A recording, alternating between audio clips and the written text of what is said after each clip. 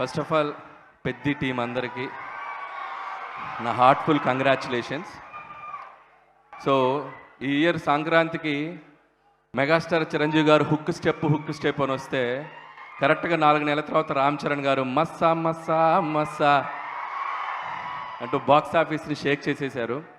And ఈ success నిజంగా ఇప్పుడున్న క్రైసిస్కి ఒక థియేటర్ సిస్టమ్స్లో కానీ డిస్ట్రిబ్యూటర్స్లో కానీ ఎగ్జిబిటర్స్లో కానీ ఒక ఆక్సిజన్ లాంటి ఒక సక్సెస్, ఒక బ్రీత్ ఇచ్చింది.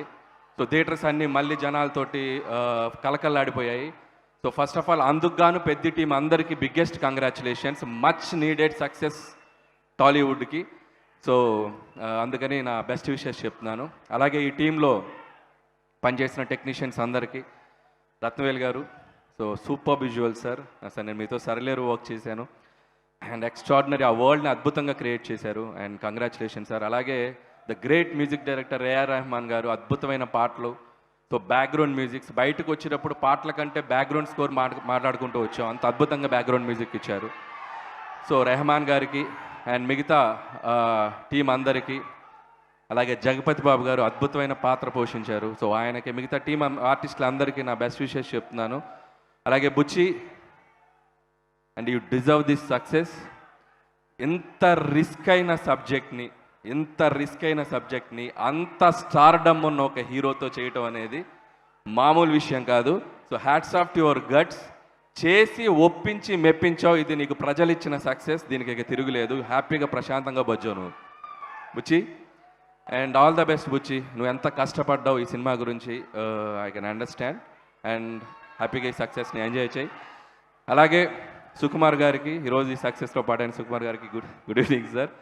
ఈ సినిమా సక్సెస్ ఈరోజు మెగాస్టార్ చిరంజీవి గారి రాకతో ఈ సక్సెస్ ఏదైతే జర్నీ ఉందో పరిపూర్ణమైపోయింది. సో చిరంజీవి గారికి కూడా ప్రత్యేక కృతజ్ఞతలు ఇక్కడికి వస్తున్నందుకు, ఆయనకు కూడా. అండ్ ఇకపోతే mega power star Ram Charan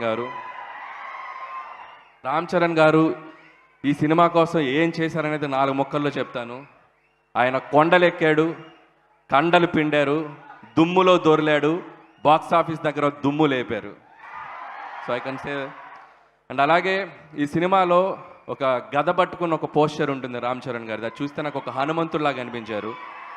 నిజంగా ఈ సినిమాకు పనిచేసిన ప్రతి టీం టెక్నీషియన్ దగ్గర ఒక ఎత్తు అయితే, రామ్ చరణ్ గారు ఈ సినిమాని హనుమంతుడిలాగా తీసుకెళ్ళి అలా బాక్స్ ఆఫీస్ దగ్గర ఒక అద్భుతమైన సక్సెస్గా నిలబెట్టారు. రామ్ చరణ్ గారు, మీ ఎఫర్ట్స్కి, మీ డెడికేషన్కి నిజంగా hats off to you sir.